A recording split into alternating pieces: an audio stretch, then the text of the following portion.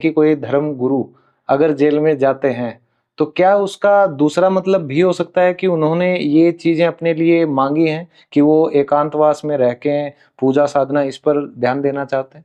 मैं मास्टर जी बहुत घुमा करके बात नहीं करता हूँ। मैं आपको सटीक उदाहरण के साथ बात करूं कि ये आप आशाराम जी महाराज के साथ ही ले लो। हाँ जी, ठीक है, वो जेल में है। जेल में जो उनकी इस वक्त एज है, उस एज में अगर हमारे बड़े बड़े रेपिस्ट बाहर निकल सकते हैं तो वो क्यों नहीं निकल सकते हैं? आप उनकी चार्जशीट आपने पढ़ी है?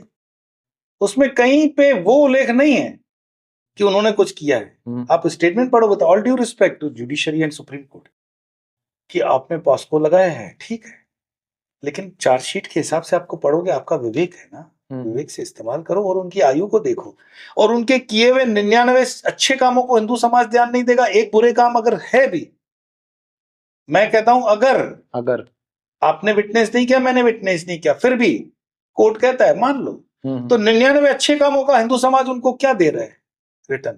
तो ये हिंदू समाज ऐसा है। मुझे बताओ, सारे पादरी दूध के दूल्हे हैं क्या? आपके सारे मुल्ले जो हैं मदरसों में भ्रष्टाचार नहीं है क्या? सिर्फ हिंदू संतों के ऊपर मीडिया, सिर्फ हिंदू संतों के ऊपर ये चैनल काम करेंगे और हिंदू संतों को आप टारगेट करके साबित क्या करते? और ये करने वाला कोई मुसलमान नहीं है, कोई क्रिश्चियन नहीं है, हिंदू ही है। और वो हिंदू कौन है जो वास्तव में हिंदू है? I doubt. तो मुझे लगता है कि हरि अनंत हरि कथा अनंता।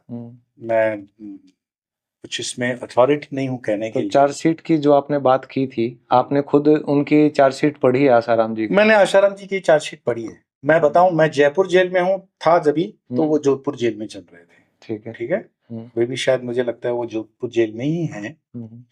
और एक होता है ना, आप जब जेल में आ जाते हो तो फिर आपके पास दूसरा काम ही नहीं है, लीगल आपको एक्सपर्टाइज मिल जाती है, बहुत कुछ आपका नॉलेज बढ़ जाता है ना, सारी इंद्रियां काम पे लग जाती है। बिल्कुल। तो उस चार्जशीट को जब मैंने पढ़ा, मुझे उस चार्जशीट में ऐसा कोई दम नहीं लगा कि जिस तरह से आज वो प्रताड़ित किए जा रहे हैं, मुझे लगता है नहीं। एक राष्ट्रपति के पास भी अपना पावर होता है, वो चाहे तो मर्सी पिटीशन एक्सेप्ट करके उनको रिहा कर सकते हैं, क्योंकि उनका योगदान है राष्ट्र के अंदर। मैं आपको बेनिफिट ऑफ डाउट देते हुए कि भाई आप जुडिशरी मानती है कि उन्होंने कुछ किया भी है, मैं भी मानूं उन्होंने कुछ किया, तो भी उनके पहले किए हुए अच्छे कार्यों के लिए उनको मर्सी पिटीशन पे छोड़ देना चाहिए। इसलिए नहीं कि वो संत है, इसलिए नहीं, बट आप उनकी आयु भी तो देखो। उनसे समाज को इस स्टेज पे क्या खतरा है भाई?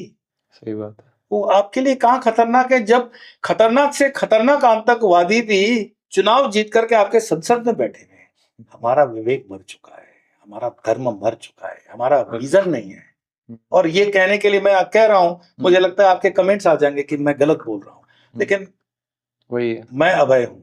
मुझे किसी का कोई भय नहीं, मेरा कोई स्वार्थ नहीं, और मुझे किसी से कोई लेना देना नहीं है राजनीति में। बिल्कुल। पर मानवता के आधार पर मुझे लगता है कि उनको पैरोल परमानेंट दे देनी चाहिए। परमानेंट, बड़ी अच्छी बात कही।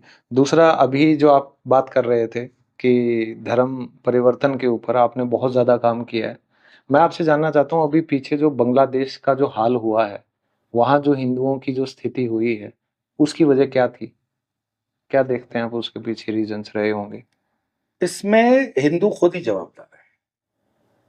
मुझे आप बताएं, हिंदुओं के पास 33 कोटि देव देवता हैं। 33 करोड़ नहीं, 33 कोटि, 33 प्रकार के, है ना? ठीक है, हाँ। जिसमें आदित्य, वसु, रुद्र, 11, 12, 8, चंद्र और सूर्य मिला के 33 होते हैं। ओके। इसमें जितने भी शिव तत्व के अवतार हैं, भैरव होंगे, हनुमान जी होंगे, शिव जी होंगे, इनके हाथों में आप क्या देखते हो? शस्त्र हैं कि नहीं है? बिल्कुल।